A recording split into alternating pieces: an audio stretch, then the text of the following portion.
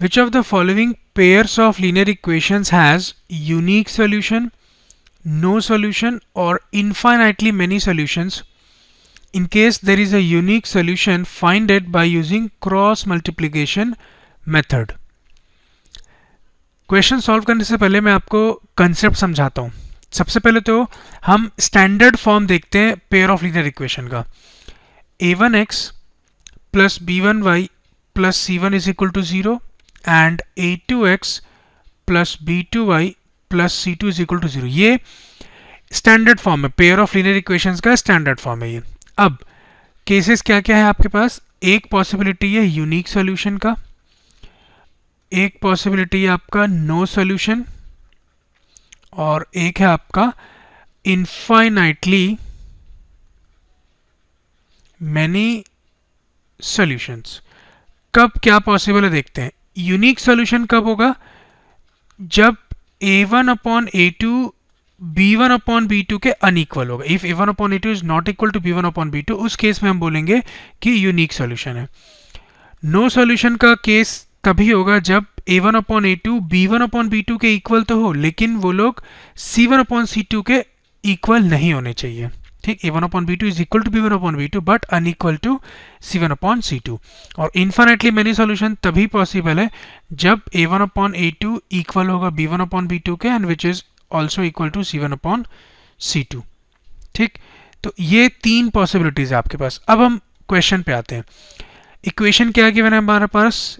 We are given x minus 3y minus 3 equal to 0, ये आपका first equation है, and 3x minus 9y minus 2 equal to 0, ये आपका second equation है.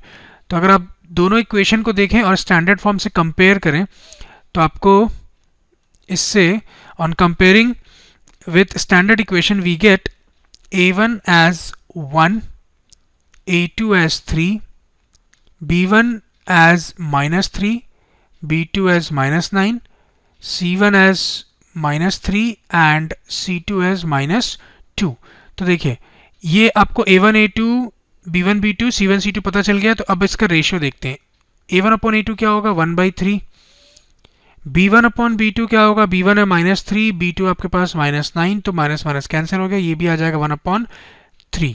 तो b1 अपॉन b2 की वैल्यू भी आपके पास कितना है? 1/3. और c1 अपॉन c2 कितना होगा देखते हैं. c1 is minus 3 over c2 is minus 2, तो माइनस से माइनस कैंसिल हो गया. और फाइनली c1 अपॉन c2 आपको मिल रहा है 3/2. तो क्लियरली आप देख सकते हैं a1 अपॉन a2 किसके इक्वल है? b1 अपॉन b2 के, but they are not equal to c1 upon c2. मतलब इस केस की बात हो रही है. तो फाइनली जो हमको given pair of linear equation था उसका कोई सोल्यूशन नहीं.